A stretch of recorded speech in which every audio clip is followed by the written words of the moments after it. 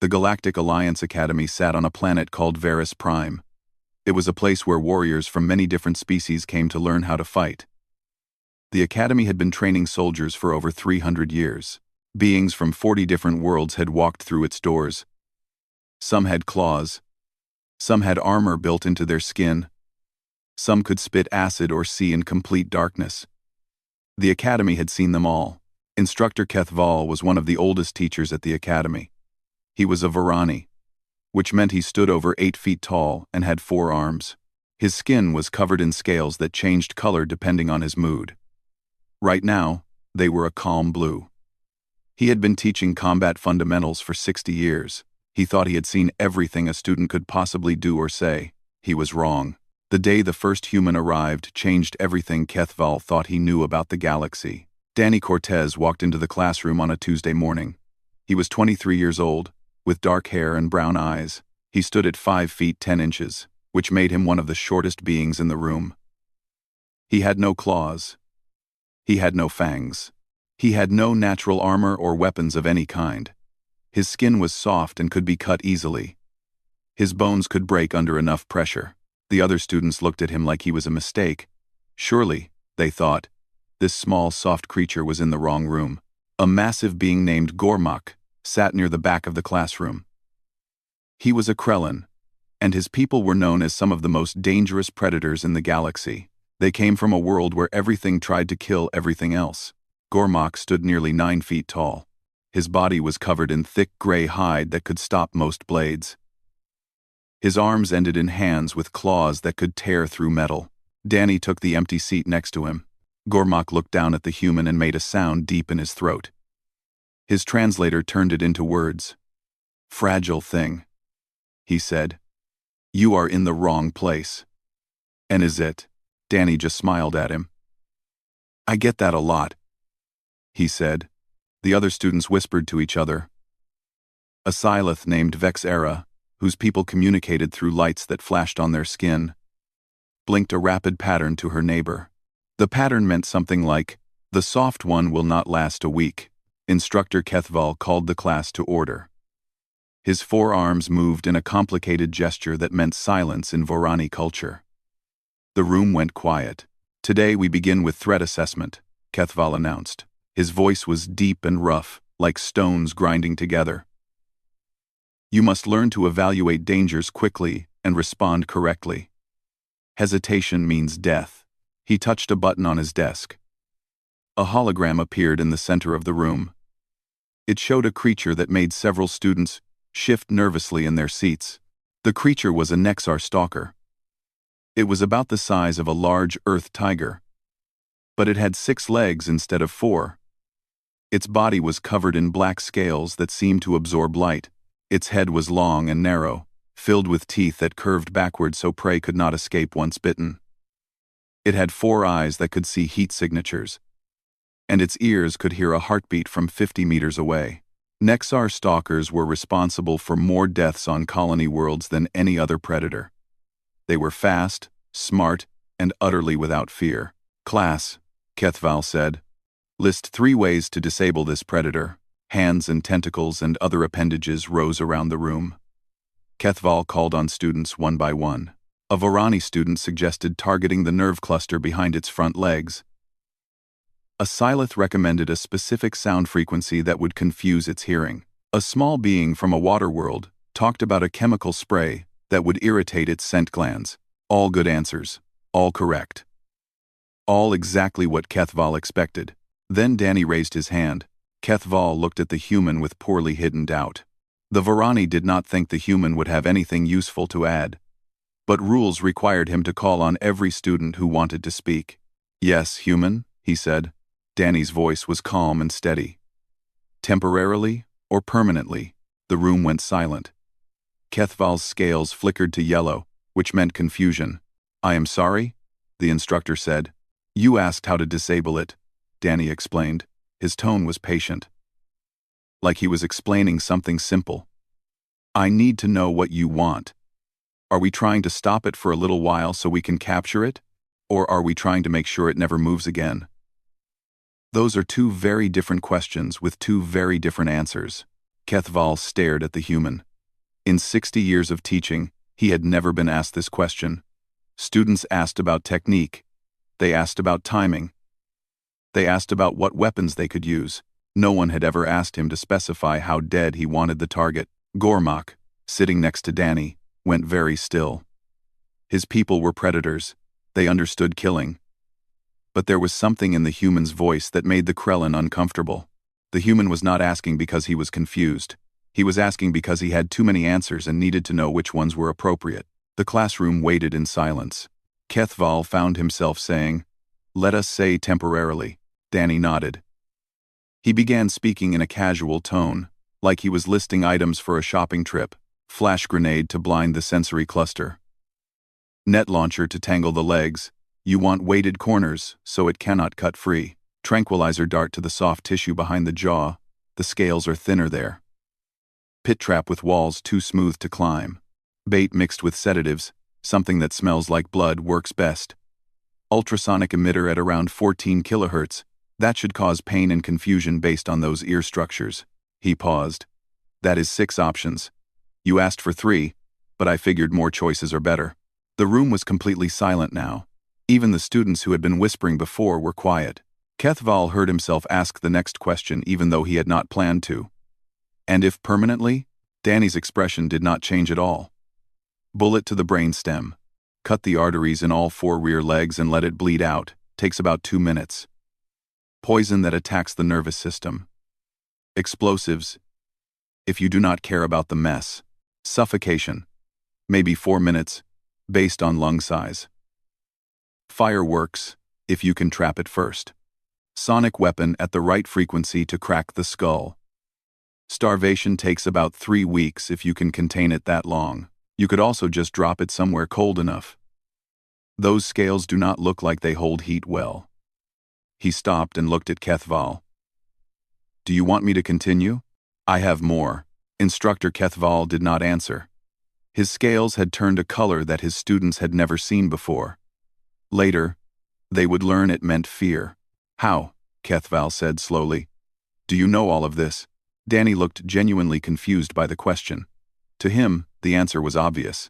This is what humans do, he said. We look at things that can kill us, and we figure out how to kill them first. We have been doing it since before we could write. That night, Instructor Kethval did not sleep. He spent the entire night reading about humans. What he found changed the way he saw the galaxy forever.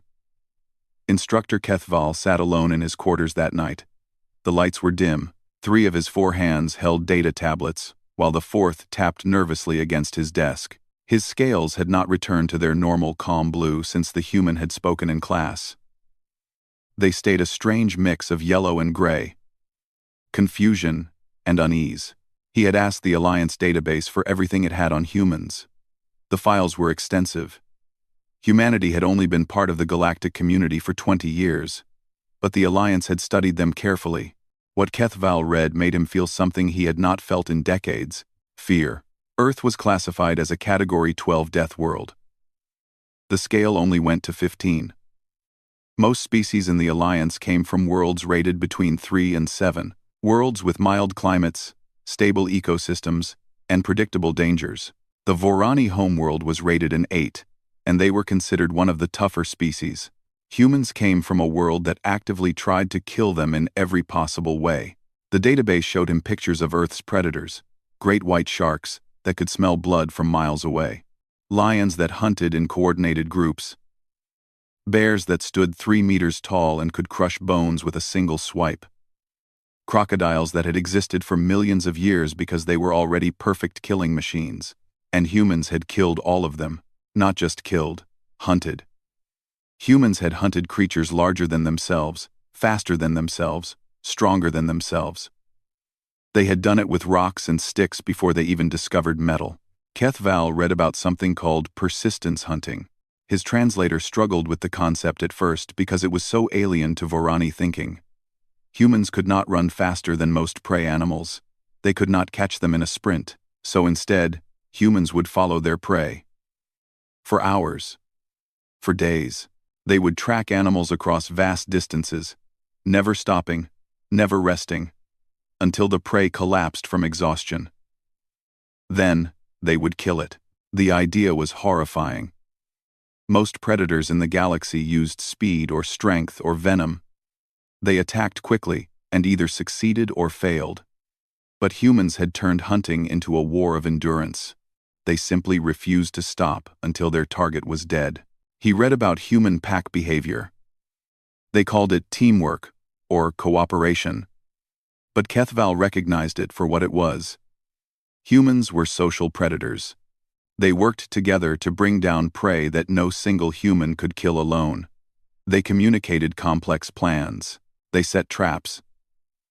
They used tools to extend their reach beyond what their bodies could do. And they taught their young.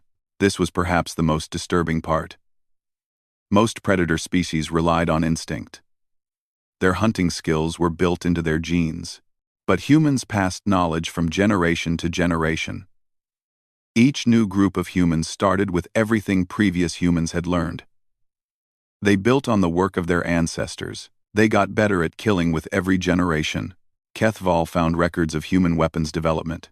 Stone tools, spears, bows that could kill from a distance, swords and armor, guns that could punch holes through flesh from hundreds of meters away, bombs that could destroy entire cities, weapons that could crack the planet itself.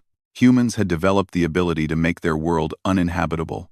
They had created weapons that could kill every living thing on Earth, including themselves. And they had built thousands of these weapons. What kind of species did that? What kind of mind looked at a world full of life and thought about how to end all of it? The database had a section on human psychology. Kethval read it 3 times to make sure he understood. Humans did not think like prey animals.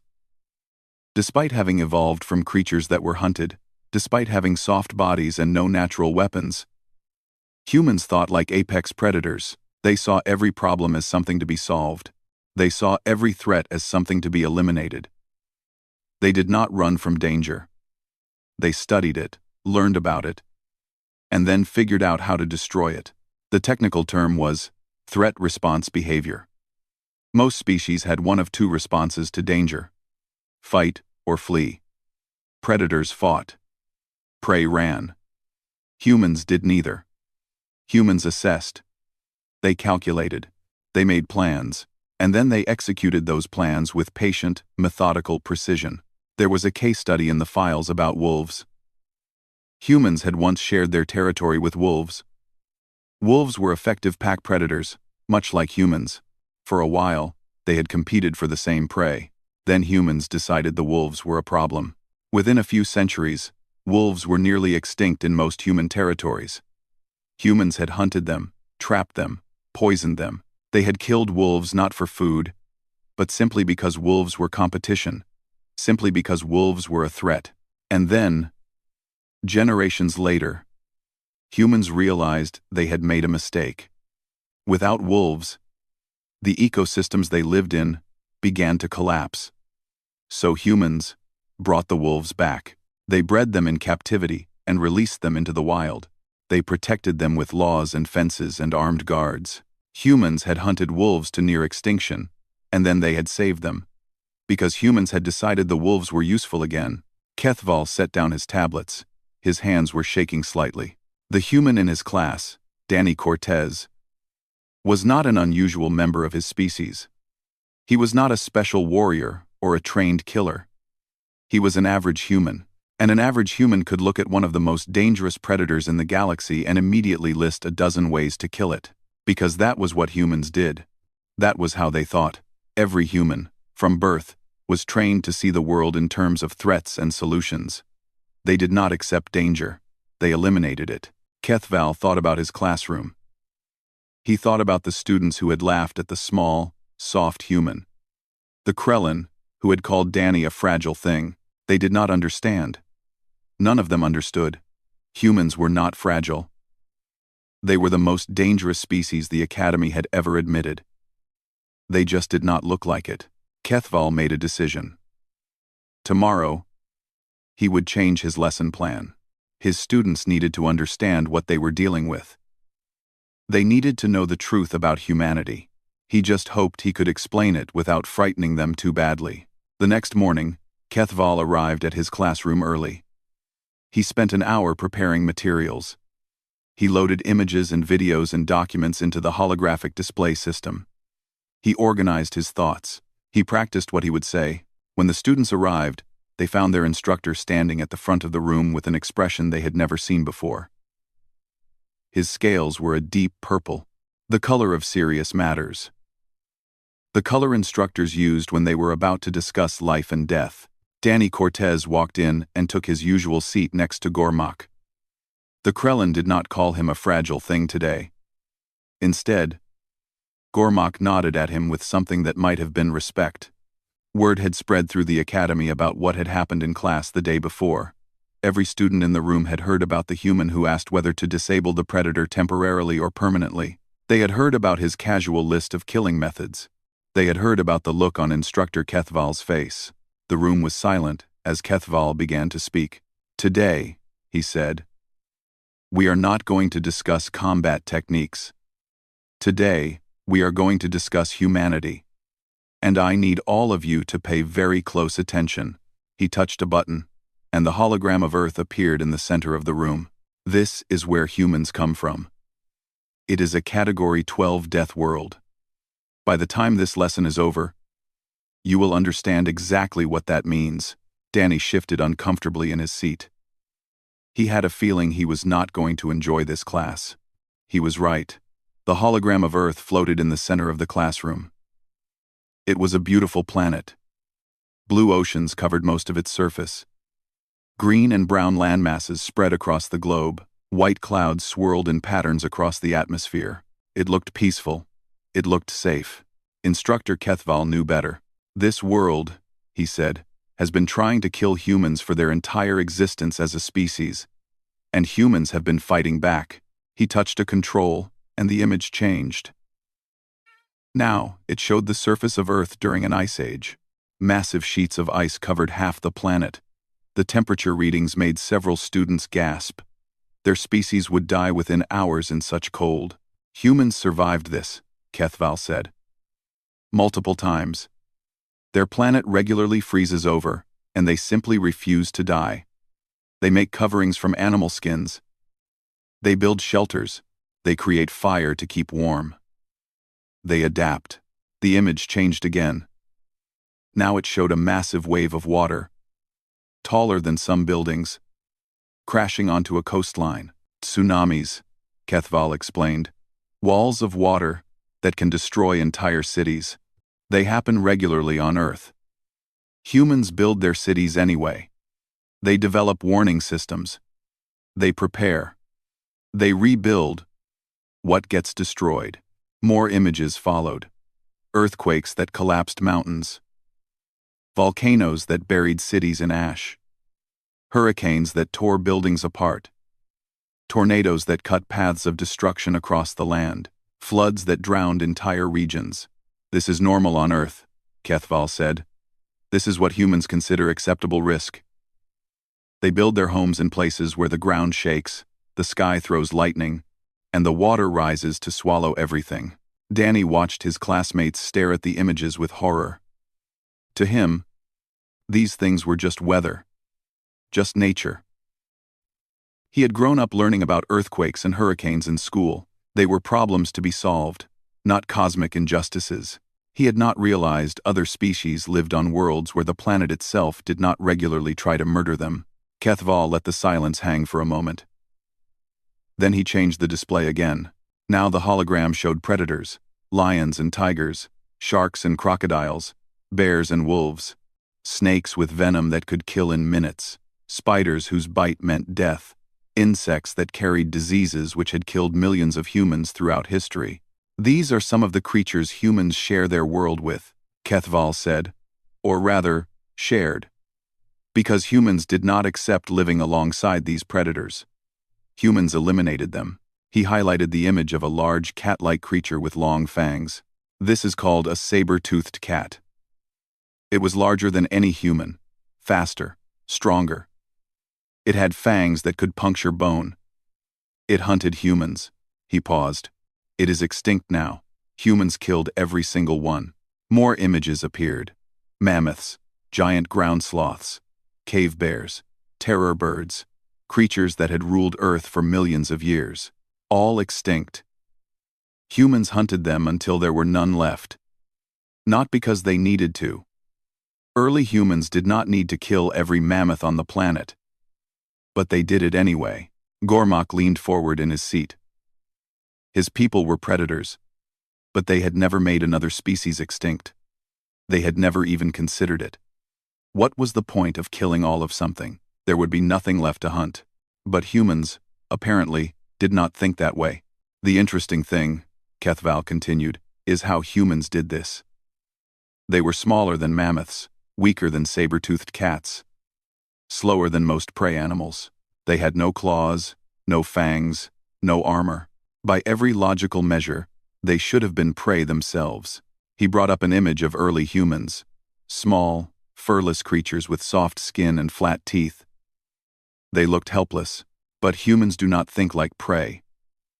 They never have. Humans look at a creature that can kill them, and they do not think about running away. They think about how to kill it first. The display showed ancient humans making weapons, stone knives, wooden spears, bone hooks, simple tools that did not look dangerous at all. With these, Kethval said, humans conquered their world. They killed predators that outweighed them by thousands of pounds. They hunted animals that could run 3 times faster than them. They brought down prey that could have crushed them with a single step. He showed videos recovered from human history archives. Groups of humans surrounding a mammoth, throwing spears, dodging attacks, wearing the creature down over hours until it finally collapsed.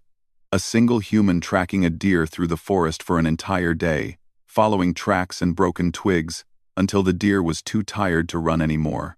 This is called persistence hunting, Kethval explained.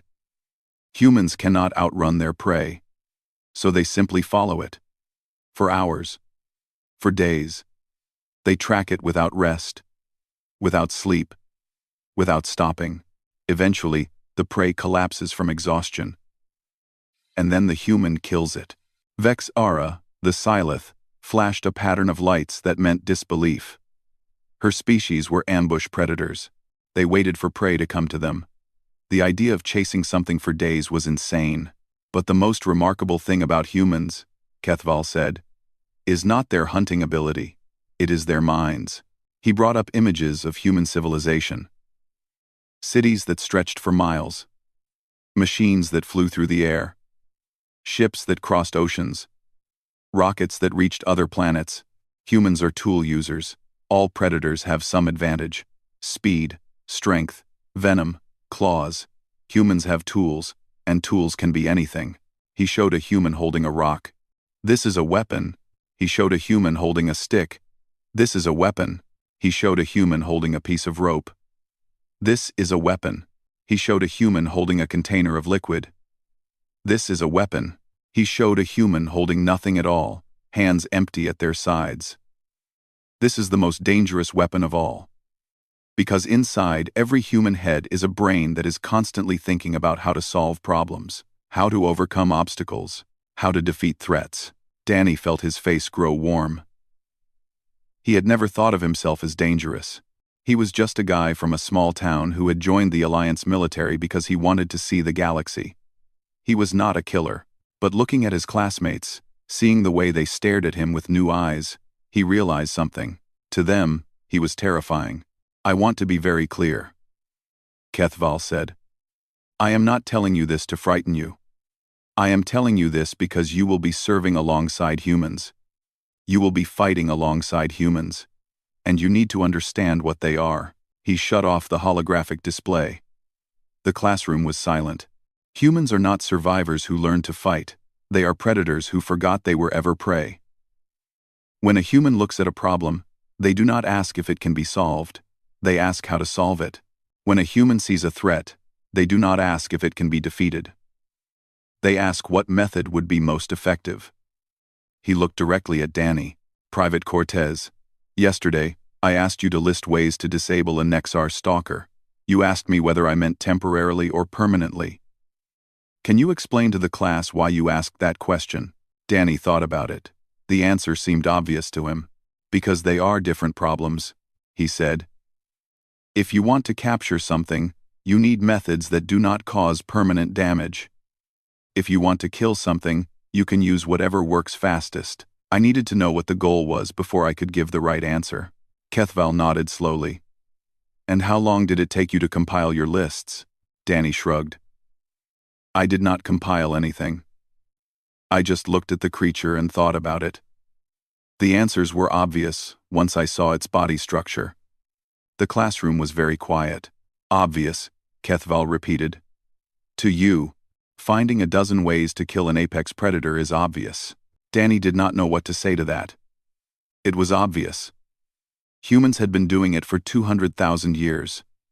Every human child learned basic threat assessment. It was just common sense. But looking at his classmates, he realized that common sense was not common across the galaxy. Humans were different. And for the first time, Danny was starting to understand exactly how different they were. The practical examination came 2 weeks later. Every student in combat fundamentals had to pass it to continue at the academy. The test was simple in concept but deadly in execution. Survive for 12 hours in hostile terrain while avoiding 3 simulated Nexar stalkers. The academy's training dome was enormous. It stretched nearly 2 miles across and could recreate any environment in the known galaxy. Today it was configured as a jungle from a world called Kethros VII. Dense vegetation, poor visibility, humidity so high that some species would struggle to breathe, and somewhere in that jungle, 3 very convincing simulations of apex predators were hunting. Students were divided into teams of 4. The idea was to test teamwork and survival skills. Teams that lost all their members would fail. Individual students who got caught would fail. The simulation stalkers were not gentle. Danny's team consisted of himself, Gormak the Krellin, Vexara the Sylith, and a young Vorani named Tethril who happened to be Instructor Kethval's nephew. It was an unusual group, a predator species, a ambush hunter, a scaled warrior, and a human. They stood at the entrance to the dome, checking their equipment. The academy provided basic supplies: water, emergency rations, a simple blade for each student, communication devices that could call for emergency extraction if someone got seriously hurt. No weapons capable of killing the simulations. That was not the point of the test. The point was survival and evasion. Gormak checked his blade and growled with dissatisfaction. This is barely a tool, he said. My claws are sharper. Then use your claws, Danny said. He was examining the jungle beyond the entrance, his eyes moving slowly across the tree line. We should establish a defensive position, Tethril suggested. The young Vorani was nervous. His scales kept shifting between green and yellow. Find a cave or a clearing where we can see the predators coming. No, Danny said. All 3 of his teammates looked at him. Caves trap you, Danny explained. Clearings expose you. We need to keep moving for the first few hours. Learn the terrain. Find resources. Identify the stalker hunting patterns. Vexara's lights flickered with confusion. You want to move toward the predators? I want to know where they are before they know where we are. Right now, they have the advantage. They know this jungle. We do not. We need to fix that. Gormak made a sound that might have been a laugh. The soft human wants to hunt the hunters. Danny looked at him calmly. You are a predator, right? Your people hunt? We are the greatest hunters in the sector. Good. Then you should understand. We are not prey here. We are competitors. The stalkers do not know that yet. Let us teach them. They entered the jungle. For the first hour, Danny led them in a slow, careful circuit of their starting area. He stopped frequently to examine plants, soil, and water sources. He noted which direction the wind blew. He found trails that animals had made through the undergrowth and determined how recently they had been used. His teammates watched with growing surprise. Danny moved through the jungle like he belonged there. His steps were quiet. His eyes never stopped scanning. He seemed to know instinctively which branches would hold weight and which would snap. How do you do this? Tethril asked. You come from a civilized world. Cities. Technology. How do you move like a predator? Tethril. Danny paused to examine a broken branch. Something large had passed this way recently. The break was fresh, still oozing sap.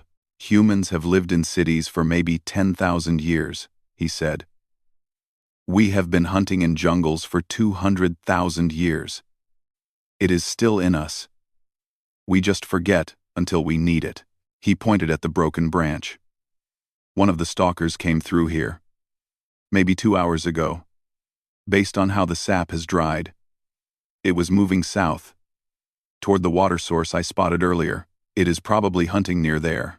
Gormak stared at the branch. He had not even noticed it. And he was supposed to be the predator here. We should avoid that area, Tethril said quickly. We should set a trap there, Danny corrected.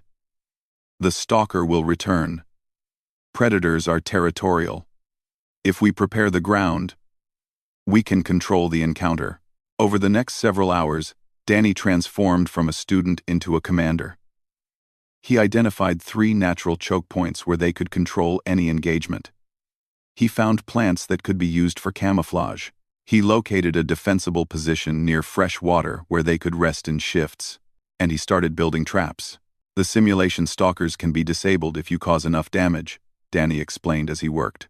They are programmed to act like real creatures. Real creatures can be hurt. Real creatures can be scared. He dug a shallow pit and covered it with branches and leaves. It would not hold a stalker for long, but it would slow one down. That might be enough. He found a kind of vine that was incredibly strong and wove it into snares. He identified a tree with sap that smelled strongly and used it to mask their scent. He created noisemakers from rocks and shells that would alert them if something approached. Gormak watched all of this with growing unease. The Krellin had entered the dome expecting to spend 12 hours hiding from predators. Instead, he was watching a human prepare a battlefield. You have done this before, Gormak said. It was not a question. Danny shook his head. Not exactly this. But my grandfather took me hunting when I was young. Deer and wild pigs, mostly. The principles are the same. You hunted as a child? Most humans do, at least in some parts of Earth. My grandfather said it was important to understand where food comes from, to understand what it means to kill. The first stalker found them at hour 4. It came through the undergrowth like a shadow, moving almost silently despite its size. Its black scales absorbed the dim light filtering through the canopy. Its 4 eyes locked onto Tethril, who had wandered slightly away from the group. Tethril froze. Every instinct in his Vorani body told him to run, but fear had locked his muscles. Danny did not freeze. He was moving before the stalker had finished emerging from the bushes. He grabbed a heavy branch he had prepared earlier and threw it hard at the predator's head. The branch struck the stalker's eye cluster, causing it to flinch and lose focus on Tethril. Move! Danny shouted. The team scattered according to the plan Danny had drilled into them. Vexara went left. Gormak went right. Tethril finally broke his paralysis and ran backward. Danny ran straight toward the stalker. The predator was confused. Prey was supposed to run away. This small creature was running toward it. Danny dropped and slid beneath the stalker's snapping jaws. As he passed under its body, he slashed with his blade at the tendons of its front legs. The simulation registered the damage. The stalker stumbled. Danny came up on the other side and kept running, leading the injured predator toward the pit trap. The stalker pursued, limping but still fast. Still deadly. Danny leaped over the concealed pit. The stalker did not see it until too late. Its front legs plunged through the branches and into the hole. It was not deep enough to trap the creature completely, but it was enough to stop its momentum. Gormak hit it from the right side. His massive claws raked across the stalker's flank, tearing through the simulation's outer layer. Vexara attacked from the left, her natural camouflage having let her get close without being seen. The stalker thrashed and roared, but it was outnumbered and injured. After 30 seconds of combined assault, it flickered and disappeared. The simulation registered it as disabled. The team stood in the sudden silence, breathing hard. That, Tethril said shakily, was not evasion. Danny retrieved his blade from where he had dropped it. No, he agreed. That was hunting. Gormak looked at the human with something new in his eyes. It was not respect exactly. It was recognition. One predator acknowledging another. 2 more stalkers, the Krellin said. Danny nodded. Let us go find them. They finished the examination with the highest score in Academy history. All 3 stalkers disabled. All 4 team members unharmed. 8 hours ahead of schedule. The observers watching from outside the dome did not speak for a long time after it was over. The graduation ceremony for combat fundamentals was held in the grand amphitheater of the Galactic Alliance Academy. It was an enormous space, built to hold thousands of beings from dozens of species. Today it was packed. Representatives from military commands across the galaxy had come to watch the new graduates receive their certifications. Admiral Zexthal sat in the place of honor at the front of the amphitheater. She was the superintendent of the academy, and one of the most respected officers in the Alliance fleet. Her species, the Mathani, were known for their analytical minds and their complete lack of emotion. Zexthal had commanded ships in 3 wars. She had faced enemies that would give most beings nightmares. She had never been truly afraid until she read the report on Danny Cortez's examination performance. The ceremony proceeded in standard fashion. Names were called. Students walked forward. Certifications were awarded. Polite applause followed each presentation. It was formal and dignified, and exactly what everyone expected. Then, Instructor Kethval called Danny's name. Private First Class Danny Cortez, human, first of his species to complete Alliance combat training. The amphitheater went quiet. Everyone had heard the stories by now. The human who asked about temporary versus permanent. The human who had hunted simulation predators instead of hiding from them. The human who moved through jungle like he had been born there. Danny walked forward to receive his certification. He looked small compared to the beings around him. Soft. Fragile. He should have seemed out of place among warriors. He did not. There was something in the way he moved. Something in the way his eyes swept the room, automatically cataloging exits and potential threats. Something in the way he held himself, relaxed but ready. The other graduates had the bearing of trained soldiers. Danny had the bearing of something older. Something more fundamental. He had the bearing of a predator. Instructor Kethval handed Danny his certification chip. Then, instead of moving on to the next graduate, the Vorani turned to address the entire assembly. I would like to say a few words about this graduate, Kethval announced. This was unusual. Graduations did not normally include speeches about individual students. The audience stirred with curiosity. When Private Cortez arrived at this academy, I doubted whether his species belonged in our program. Humans are small. They are physically weak compared to most species. They have no natural weapons. By every measure we normally use to assess combat potential, humans are unremarkable. Danny stood very still, unsure where this was going. I was wrong, Kethval continued. I was wrong because I was using the wrong measures. He activated a holographic display. Images appeared above the stage. Footage from Danny's practical examination. This is Private Cortez's team during their survival test. Standard protocol for this examination is evasion and concealment. Students hide from the simulated predators and try to survive until time runs out. The pass rate is around 60%. The average team disables 0 predators. The footage showed Danny leading his team through the jungle, setting traps, building defenses, preparing ambush points. Private Cortez's team disabled all 3 predators. They finished 8 hours ahead of schedule. They achieved the highest score in the history of this examination. The audience murmured. Admiral Zexthal's expression did not change, but her secondary eyes narrowed slightly. More importantly, Kethval said, they did not achieve this by hiding. They achieved this by hunting. The footage showed the first stalker encounter. Danny throwing the branch, sliding under the predator, leading it into the trap.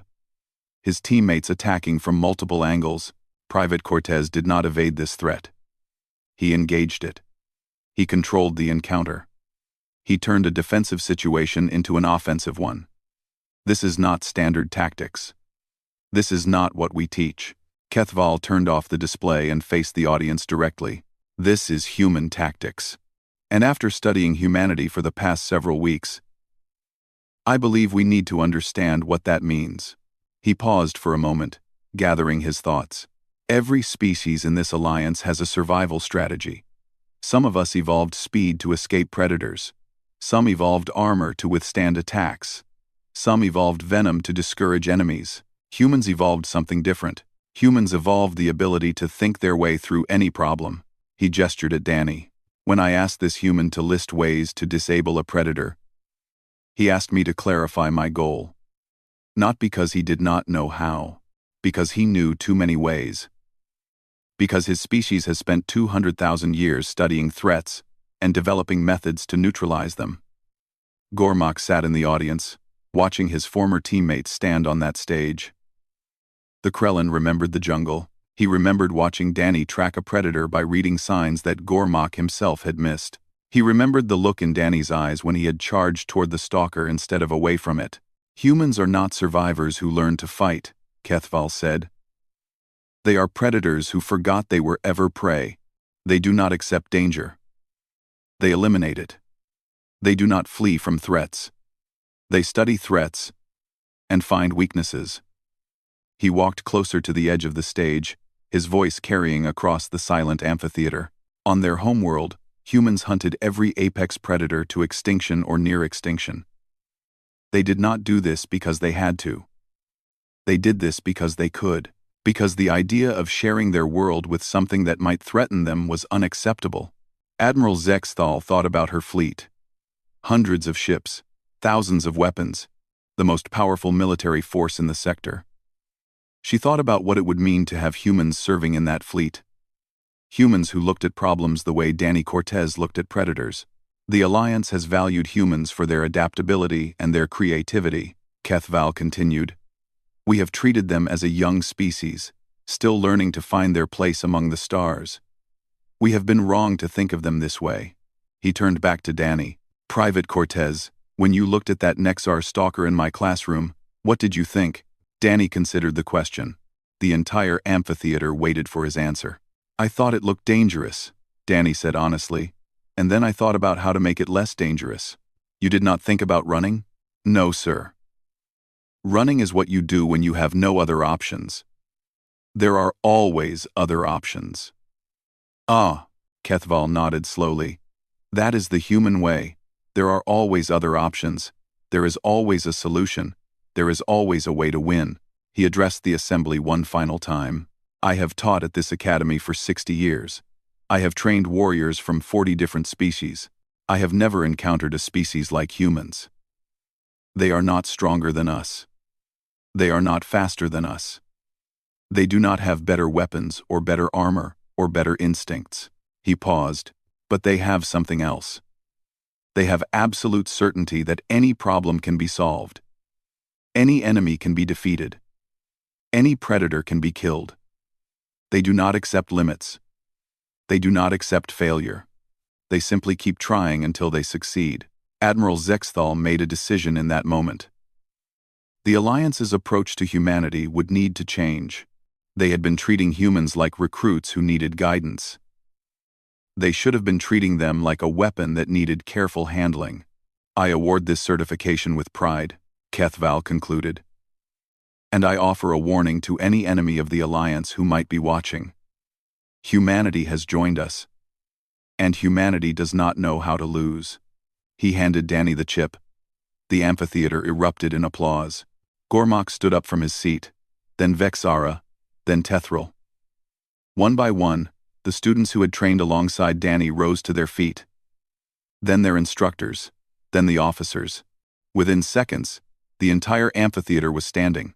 Danny stood on the stage, holding his certification chip, looking out at thousands of beings who had risen to honor him.